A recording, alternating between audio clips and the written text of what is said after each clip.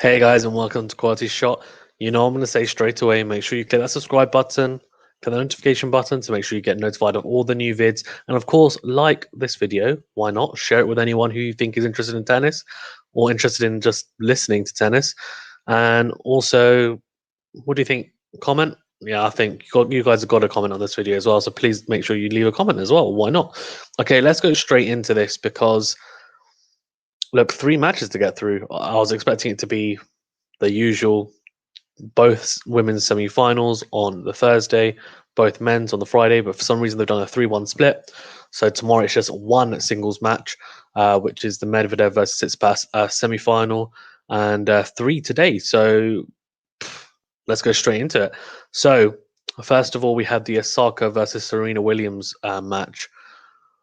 I mean, this really for me was the pick on paper anyway of the tournament for the women's side and just the tournament in general. And I think at first it disappointed slightly because Osaka just looked too strong in the unforced errors. I think it showed glimpses of some real quality competition.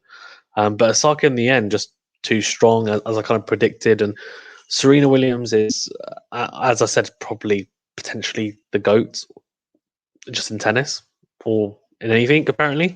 So yeah, I don't know. I guess it's whatever tickles your fancy. But I mean, she beat Serena 6-3, 6-4, and unfortunately that record that she's chasing, that 24th Grand Slam, it's continuing, isn't it? That wait for it.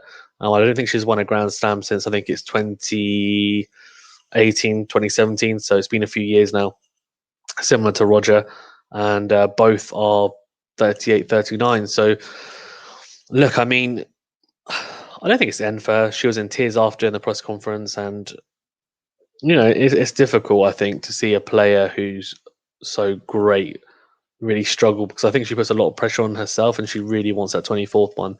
And it's just she's got to quite a few finals, and it hasn't happened. Now she got to the semis here. This match could have easily been the final. Let's be honest. That's just how good the quality of both players are. But Osaka, yeah, just seemed a bit fresher, moved a bit better. Her angles are insane as well, like the way that she plays. And I was just really impressed by Osaka, and she has actually been my pick to win the tournament. And I still, yeah, still definitely back her. Jennifer Brady, the number 22 seed from America, she came through against Muchova 6-4, 3-6, 6-4. And yeah, she's been in terrific form as well. She will be meeting Osaka in the final for the Australian Open, and look, I wouldn't be surprised if it goes to three sets, but I just can't see past Osaka.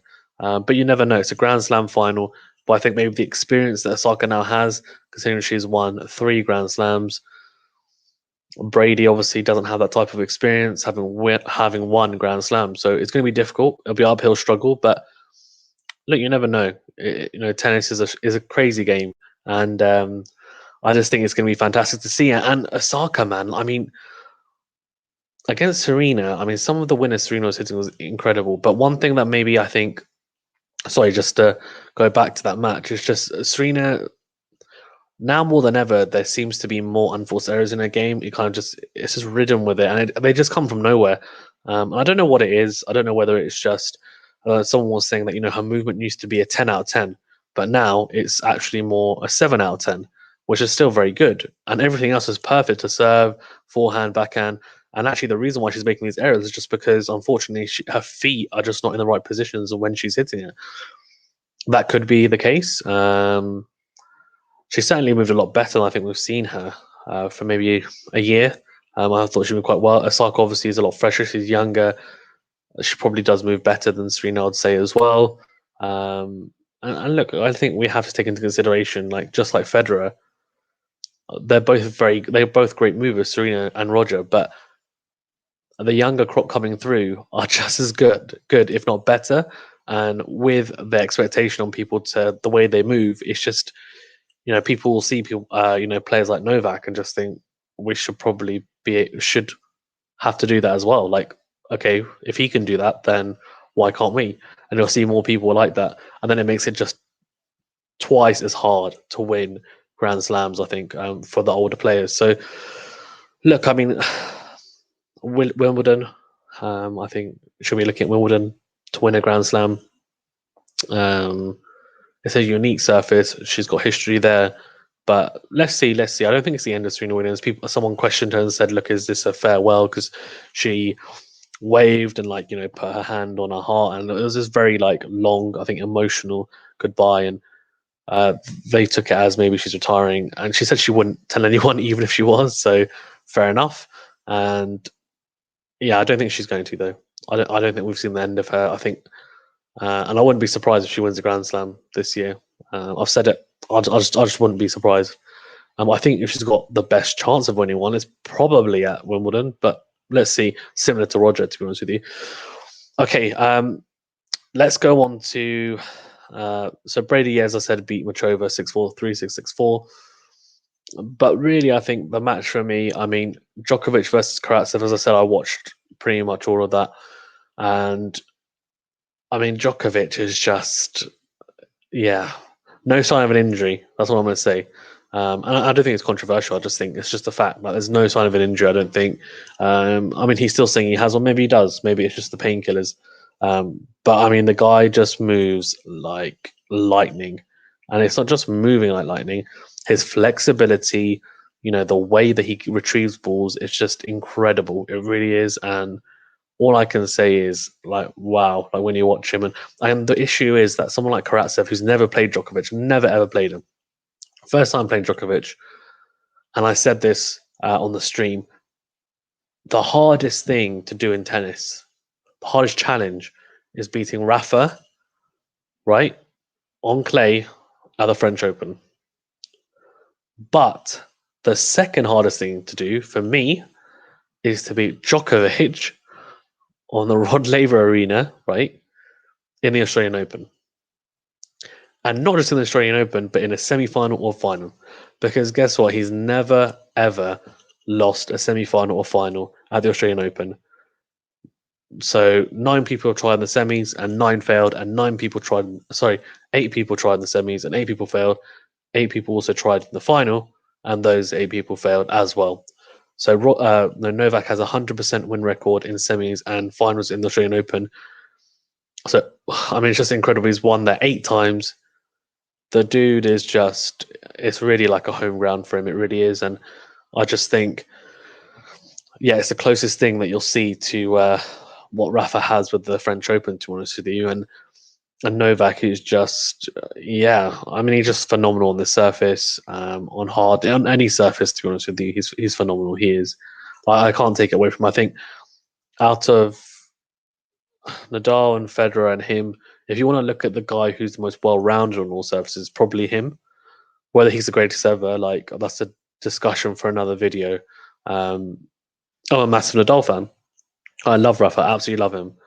But if you want to look at a player who's got a game that's most suited to all surfaces, then you've got to look at Novak, right? It's just that's just the way it is. I'm just saying it how it is and how I see it. Anyway, Karatsev though, what a story! I really want to touch upon him before I go into the match because the guy has come through Augalisiam, Dimitrov, right? Schwartzman. He's been all these seeds. This is his first Grand Slam. His first Grand Slam. So he never played a Grand Slam before in his life, right?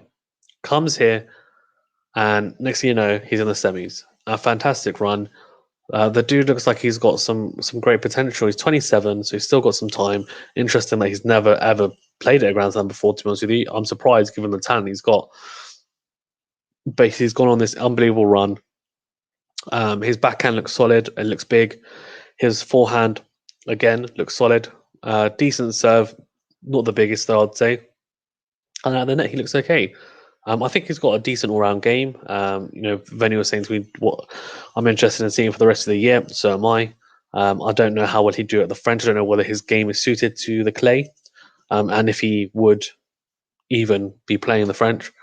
But somewhere like the US again, which is hardcore, even Wimbledon, you never know. But yeah, I mean, I was very, very impressed with him. In this match, I mean, Djokovic just overpowered him. He really did.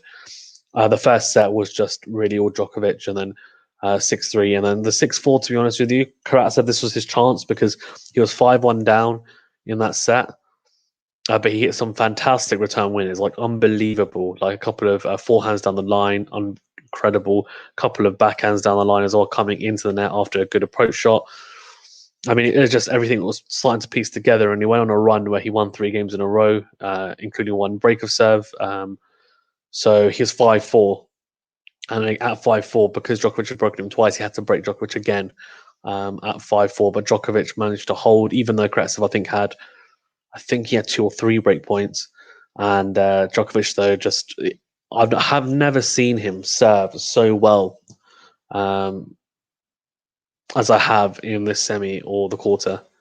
Like you just never see him, and it's the same with Nadal actually yesterday. Nadal lost, to be honest with you, but still, like I've never seen him or even Novak, for that matter, especially Novak, serve so many aces and serve so accurately. And the serving was big. And when I say big, it doesn't necessarily mean it has to be 140 miles per hour or what's that? It's like 260 kilometers per hour. It just has to be pinpoint accurate, and that's what he was. And he utilized it really well. He hit quite a few aces out wide on the juice side, which is the natural serve for a righty, out to the right hander, swinging away from him, and he just backed himself when he hit it a bit short, obviously, and wider, took a bit off it, sliced it, and on occasions, and it was just all kicked out to that right hand side, to the forehand, and it just worked for the most part. And fantastic serving, a couple of aces down the tee as well. I mean, he hit an ace, I think, to seal the match as well. So I think it just sums it up really. And when I was young, I used to get bored of watching Roger Federer because I love Federer, I really do. But I was a massive Nadal fan, right? And whenever Nadal used to have a break point, not whenever, but a lot of times, Federer would get out of it with just this quality serving, right? Just incredible serving. And as someone who's obviously rooting for the other side, you'd say, oh, that's boring. But actually, no, now that I look at it and I've gotten older, it's not. It's rhythm, and it's serving arguably is the biggest weapon and the most important shot in the game, I would say. And it showed today, really. I just served a lot better than Karatsev.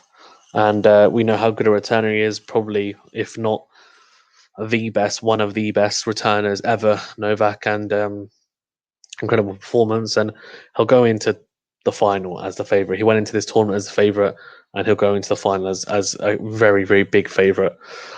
Okay, before we wrap up, actually, I just want to preview tomorrow's match very briefly. So, I mean, tomorrow, right, we've got Medvedev versus Tsitsipas, so number 4 versus number 5 seed. I actually backed Tsitsipas. He was actually my pick to win the Australian Open. Bit left field, right? But even though I love Rafa, and like Novak he's a sure thing, right? I mean, he's the easy option. But I won't Tsitsipas even. And Stefanos is in very good form. I mean, he came from 2 sets of love down to be Nadal, the second person ever to do that in like 230 matches that Nadal's ever been 2 sets of love up in. So the guy has got immense belief, and he's got a 5-1 record against Medvedev in Medvedev's favor. So Medvedev is winning that head-to-head 5-1. But the latest one was at the ATP Tour Finals in 2019, I think it was. And obviously Tsitsipas beat him there. So look, I mean, anything is possible, right? Like anything is possible. And Tsitsipas is going to have to adapt his game because he's just been facing Rafa, who's been putting huge topspin on the ball, has been kicking up to his backhand side, especially as well. Medvedev's not going to play that. It's going to be pretty low over the net, slices, very awkward, and he's not going to make it easy. And Medvedev is in fantastic form. Beat Rublev in straight sets in really, really just amazing fashion, really. And yeah, I just can't wait for tomorrow's match. We will be streaming it as well, so please do tune in for that. And yeah, I can't wait, to be honest with you. I think it's going to be a cracker. I'm assuming it's not going to go to straight sets. It's not going to be straight sets like today. I'm hoping it'll be at least 4, if not 5. And setting up a fantastic final. And I'm hoping whoever wins will give Djokovic a run for his money at least. No one wants to see a boring straight set final. And it won't be boring, but as a neutral, it is a little bit. You want to see a bit of drama, a bit of action. So hopefully we get that tomorrow and also in the final. Okay. Thank you very much, guys, for watching. please do leave a comment as well to let me know what you think of today's matches and also tomorrow's, and just who you think is going to win. Thank you very much, guys. I'll see you on the next video. Please make sure that you like, comment, and share this vid and subscribe. Thank you very much, and have a